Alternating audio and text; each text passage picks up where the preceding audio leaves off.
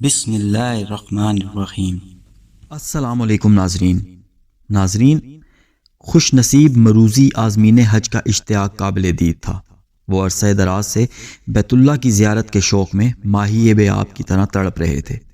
برس ہا برس کی جہد مسلسل کے بعد انہوں نے حج کا زاد راہ جمع کر لیا تھا۔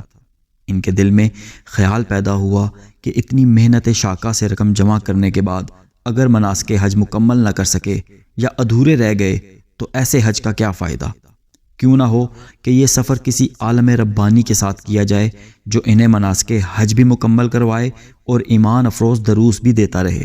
چنانچہ نگاہ انتخاب حضرت عبداللہ بن مبارک رحمۃ اللہ علیہ پر پڑی، جو ہر سال 3 ماہ فریضہ حج کی ادائیگی میں، 3 ماہ طلب حدیث اور 3 ماہ تجارت اور 3 ماہ جہاد میں صرف کرتے تھے، اور برسوں سے اس راہ کے مسافر بھی چلے آ رہے تھے۔ حضرت عبداللہ بن مبارک رحمۃ اللہ علیہ اس صدی کے عالم لاسانی تھے۔ جہاں کہیں جاتے ایک عالم ان کے دید کو امڑ آتا، اور جب تک کسی شہر میں قیام پذیر رہتے وہاں رونقیں ہی رونقیں نظر آتیں، اور جب کسی شہر سے کوچ کرتے تو رونقیں بھی ساتھ ہی لے جاتے۔ الغرض مروزی عازمین حج کی تمنا اور آرزو انہیں پہنچا دی گئی، جو انہوں نے خندہ پیشانی سے قبول کر لی، لیکن چند شرائط کے ساتھ۔ ایک تو یہ کہ ہر عازم حج کو روانگی سے قبل اپنی تمام رقم ان کے حوالے کرنی ہوگی، اور کوئی آدمی اس کے متعلق باز پرس کا مجاز نہ ہوگا۔ وہ عبداللہ کی مرضی پر منحصر ہے کہ اس سے جتنا چاہے خرچ کرے اور جہاں چاہے خرچ کرے۔ اس شرط کو سن کر حجاج کرام لمحہ بھر سوچنے لگے۔ بالآخر انہوں نے بخوشی یہ شرط منظور کر لی، کیونکہ عبداللہ بن مبارک رحمۃ اللہ علیہ ایسے انسان تو نہ تھے جو وفد حج کے امیروں کی طرح ان کی رقم اینٹ کر اپنا سفر خرچ بچا لیتے، جیسا کہ آج کل کے کاروباری حجاج ہر سال حج کے نام پر اپنے ساتھیوں سے عموماً کرتے ہیں۔ دوسری شرط یہ کہ ان کے سوا کوئی دوسرا شخص سفر حج کے دوران حاجیوں کی خدمت نہ کر سکے گا، حتیٰ کہ وہ عبداللہ بن مبارک رحمۃ اللہ علیہ سے اجازت حاصل کر لے۔ مروزی حجاج کرام نے حیرانگی کے بعد یہ شرط بھی پہلی شرط کی طرح قبول کر لی، اور ان کے لیے ایسا کرنا بڑی سہولت کا باعث تھا، کیونکہ اکٹھا چلنے، اکٹھا خرچ کرنے اور اکٹھا خریدنے اور اکٹھا عبادت کرنے میں برکت ہی برکت ہے، اور پھر انہیں تجربہ بھی نہ تھا۔ چنانچہ تمام مروزی عازمین حج اپنے اپنے گھروں کی طرف لوٹ گئے، اور حسب وعدہ اگلے دن اپنا اپنا سفر خرچ لے کر حضرت عبداللہ رحمۃ اللہ علیہ کی فرودگاہ پر حاضر ہو گئے۔ حضرت نے ہر ایک سے اس کی تھیلی وصول کر کے اس کی رقم گن کر اس کا نام اور تاریخ وصول درج کر لی۔ تمام تھیلیاں صندوق میں رکھوا کر اسے تالا لگا دیا، اور تمام عازمین حج کو مکمل تیاری کے ساتھ مقررہ تاریخ پر قافلہ میں شامل ہونے کی تاکید کر دی۔ ان دنوں سفر کے لیے ہوائی جہازوں، ریلوں اور بسوں کا وجود نہ تھا کہ جھٹ سوار ہوئے اور 2 گھنٹے بعد جدہ ایئرپورٹ پر اتر گئے، بلکہ مہینوں کا سفر پیدل یا دبلے پتلے اونٹوں پر کرنا پڑتا تھا۔ چنانچہ مقررہ تاریخ پر یہ قافلہ خراسان سے ایران، ایران سے عراق، عراق سے حجاز مقدس تک چٹیل میدانوں، سنگلاخ پہاڑوں کو عبور کرتا رہا۔ راستے میں جہاں کہیں فجر کو ناشتے اور دوپہر کو کھانے اور سستانے کے لیے دسترخوان سجانے اور خیمہ زنی کی نوبت آتی تو حضرت عبداللہ بن مبارک رحمۃ اللہ علیہ ان کے لیے عمدہ کھانے، ٹھنڈے اور شیریں مشروبات مہیا کرتے۔ رات کو خیمہ نصب کرنے اور بستر بچھانے کی ڈیوٹی بھی سر انجام دیتے۔ ساتھیوں نے بارہا خدمت میں حصہ لینا چاہا، لیکن یہ انہیں اپنی شرط یاد دلا کر روک دیتے اور خود ان کی خدمت میں مشغول رہتے۔ عازمین حج: حضرت، اگر ہمارے ہوتے ہوئے سارے کام آپ ہی نے کرنے ہیں تو ہم کس مرض کی دوا اور کس بیماری کا علاج ہیں؟ عبداللہ بن مبارک فرماتے ہیں، صاحبو، میرے ساتھ کیے ہوئے عہد پر قائم رہو، اور جو عہد میں نے تم سے روانگی کے وقت لیا تھا اس پر پورا اترو۔ اگر حج جیسے مقدس سفر میں بھی یہ عہد پورا نہ ہوا تو پھر کس موقع پر ہوگا؟ عازمین حج: حضرت، ہمیں کیا معلوم تھا کہ آپ ہمیں اپنی شرائط سے یوں باندھ لیں گے کہ ہم معمولی خدمات سے بھی سر انجام نہ دے سکیں گے۔ عبداللہ بن مبارک: میں نے یہ شرطیں کچھ ایسے ہی نہیں لگائی تھیں، بلکہ اس امید پر لگائی تھیں کہ میں اور آپ ان پر پورا اتریں۔ عازمین حج فرماتے ہیں، حضرت، ہمیں بستر بچھانے، کھانا پکانے اور برتن دھونے کی تو اجازت دیجیے۔ یقین جانیے ہمیں آپ کی خدمت سر انجام دیتے دیکھ کر شرم آتی ہے۔ عبداللہ بن مبارک فرماتے ہیں، نہیں صاحبو، میرے لیے اس سے بڑھ کر اور سعادت کیا ہو سکتی ہے کہ میں ضیوف الرحمان کا خادم بنوں۔ اس موقع پر اس بات کو بتا دینا ضروری خیال کرتا ہوں کہ اس دور کے عازمین حج ایسی شرائط کیوں لگاتے اور خدمت اپنے ذمے کیوں لیتے تھے۔ وجہ یہ ہے کہ حضور رسول کریم صلی اللہ علیہ وآلہ وسلم فرماتے ہیں کہ حج مبرور کا ثواب جنت کے سوا اور کچھ نہیں ہو سکتا، اور حج مبرور کی وضاحت بھی فرما دی کہ دوسروں کو کھانا کھلانا اور سلام میں پہل کرنا اور میٹھا بولنا۔ حضرت خالد بن معدان کی مرسل روایت ہے کہ حضرت نبی مکرم صلی اللہ علیہ وآلہ وسلم نے فرمایا، اگر کسی شخص میں یہ 3 خصلتیں نہ ہوں تو اسے اس گھر کا حج کرنے سے کیا حاصل ہوگا؟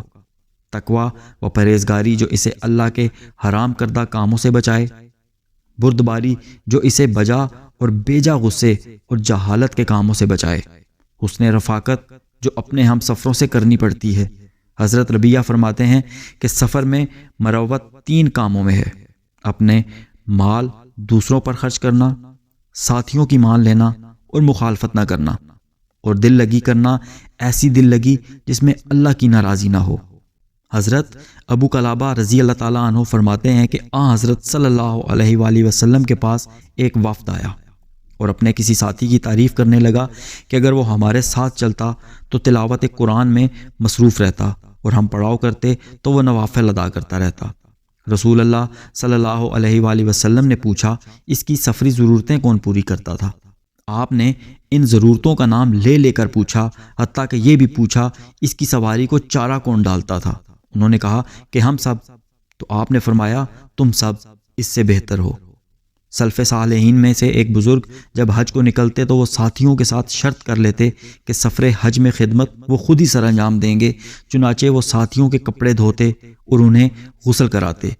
اگر کوئی ساتھی خود اپنا کام کرنا چاہتا تو یہ اسے روک دیتے اور کہتے کہ یہ میری شرط ہے۔ چنانچہ جب وہ فوت ہوئے تو انہوں نے غسل دیتے وقت اس کے ہاتھ کی جلد کے نیچے اور گوشت کے اوپر یہ لکھا ہوا پڑا، من اہل الجنہ۔ بہیم اجلی بڑے عابد و زاہد بزرگ تھے، تلاوت قرآن اور نماز میں اپنے آنسوؤں پر کنٹرول نہ رکھ سکتے تھے۔ وہ ایک مالدار تاجر کے ہمراہ سفر حج کے لیے نکلے تو اس دن کو یاد کر کے رو دیے جب دنیا قبروں سے اٹھ کر اللہ کے سامنے پیش ہوگی۔ تاجر کو اپنا سفر حج بوجھل اور بور ہوتا نظر آیا، لیکن جب حج سے واپس لوٹے تو بہیم اجلی کو تاجر کے ساتھ بھجوانے والے دوست نے تاجر سے بہیم کا حال احوال پوچھا۔ اس نے بتایا کہ شاید آج کل اس دنیا میں اس جیسا انسان موجود نہ ہو۔ میں جوان، وہ بوڑھا، میں مالدار، وہ فقیر، لیکن اس کے باوجود وہ اپنا پیسہ میرے اوپر خرچ کرتا اور خود روزے سے ہوتا، مجھے کھانا پکا کر کھلاتا اور دوران سفر نماز اور تلاوت قرآن کے وقت خود بھی روتا اور ہمیں بھی رلاتا۔ الغرض عبداللہ بن مبارک رحمۃ اللہ علیہ نے بھی اپنے حج کو مبرور بنانے کے لیے ساتھیوں سے خدمت کی شرط منظور کرا لی۔ چنانچہ وہ اپنے ساتھیوں کے کپڑے دھوتے، دسترخوان بچھاتے اور کھانا کھلاتے رہے۔ ساتھیوں نے تمام امور سے بے فکری کی بنا پر خوب جی بھر کر طواف کیے، نمازیں پڑھیں، صفا مروہ کی سعی کی، من پسند قربانیاں کی، من مرضی کا کھایا اور من مرضی کا پہنا، کیونکہ وہ سمجھتے تھے کہ ہماری رقم مشترکہ ہے اور وہی خرچ ہو رہی ہے۔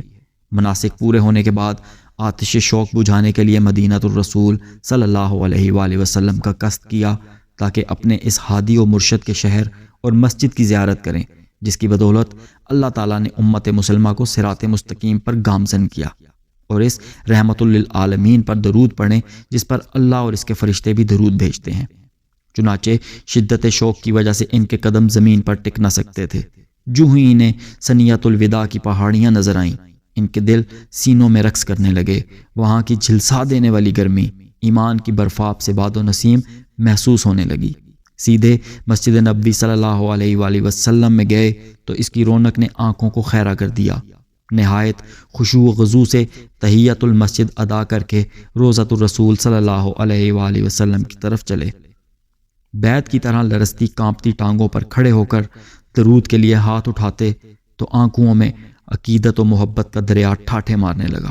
اور ایسا کیوں نہ ہوتا جبکہ حضرت رسول مقبول صلی اللہ علیہ وآلہ وسلم فرما گئے ہیں کہ میرے بعد میرے ایسے بھی امتی ہوں گے جو خواہش کریں گے کہ کاش انہیں اپنے پیغمبر کا دیدار نصیب ہو جائے، اگرچہ ان کی خاطر ان کے اہل و عیال قربان ہو جائیں۔ المختصر وہ مدینہ کی زیارت سے آنکھیں روشن کرنے کے بعد واپس مکہ آئے اور الوداعی طواف کیا۔ اس کے بعد انہیں حضرت عبداللہ بن مبارک رحمۃ اللہ علیہ نے جمع کر کے فرمایا، اب وطن واپسی کا مرحلہ درپیش ہے، لہٰذا اپنے اپنے اہل خانہ کے لیے تحائف اور ہدیہ جات کے متعلق کھل کر بتانا، کیونکہ ہمارے پاس کافی رقم موجود ہے۔ سب نے اپنی اپنی پسند کی چیزیں بتائیں تو آپ ان کو لے کر مکہ کے بازاروں میں چلے گئے۔ حجاج کرام جس چیز کو ہاتھ لگاتے آپ وہ چیز اس کے لیے خرید لیتے۔ جب تمام ساتھیوں نے جی بھر کر تحائف اکٹھے کر لیے تو واپسی کا سفر شروع ہوا۔ حضرت عبداللہ بن مبارک رحمۃ اللہ علیہ حسب سابق خدمات سرانجام دیتے رہے۔ چنانچہ مروزی حجاج کرام کا یہ قافلہ شہروں اور بستیوں، پہاڑوں اور میدانوں، سرسبز کھیتوں اور ندی نالوں کو عبور کرتا ہوا سرزمین مرو میں داخل ہوا۔ عزیز و اقارب، پڑوسیوں اور شہریوں کا جلوس مارے خوشیوں کے لوٹ پوٹ ہو رہا تھا۔ اہل ایمان کے ساتھ مخلوق الہی کا معاملہ ایسا ہی ہوتا ہے جیسا کہ قرآن میں ہے۔ بلا شبہ جو لوگ ایمان لائے اور انہوں نے نیک عمل کیے، اللہ ان کے مقدر میں محبت و مودت کر دے گا۔ جس شہر اور بستی میں عبداللہ بن مبارک رحمۃ اللہ علیہ کی آمد کی اطلاع ہوتی، وہاں کے باسی ان کی ایک ہی جھلک دیکھنے کے لیے امڑ آتے۔ رقہ میں حضرت عبداللہ بن مبارک رحمۃ اللہ علیہ کی آمد کی اطلاع جنگل کی آگ کی طرح پھیل گئی۔ پورا شہر ان کے استقبال کے لیے نکل کھڑا ہوا۔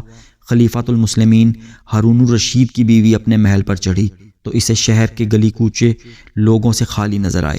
اس نے وجہ پوچھی تو بتایا گیا کہ آج عبداللہ بن مبارک رحمۃ اللہ علیہ آ رہے ہیں۔ شہر کے مرد و زن ان کے استقبال کے لیے باہر گئے ہوئے ہیں۔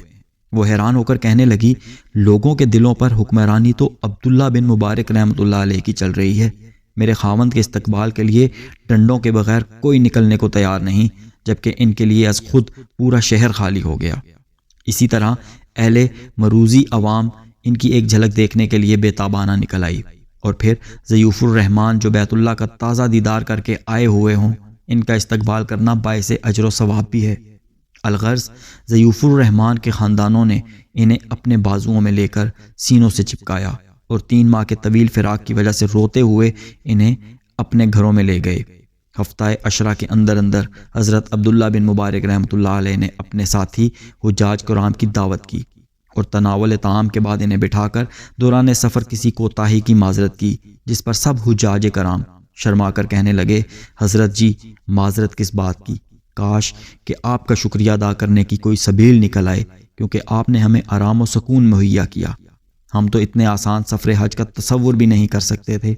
اس کے بعد حضرت عبداللہ بن مبارک رحمۃ اللہ علیہ نے اپنے گھر سے وہی صندوق منگوایا جس میں ان کی تھیلیاں رکھی ہوئی تھیں، اور ان سے کہا، آپ کو وعدہ یاد ہے جو آپ نے میرے ساتھ کیا تھا؟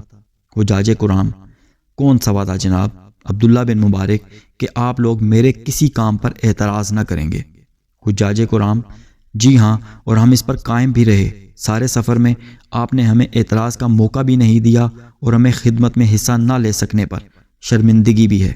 عبداللہ بن مبارک صاحبو، ابھی آپ کے ایفائے عہد کا امتحان باقی ہے۔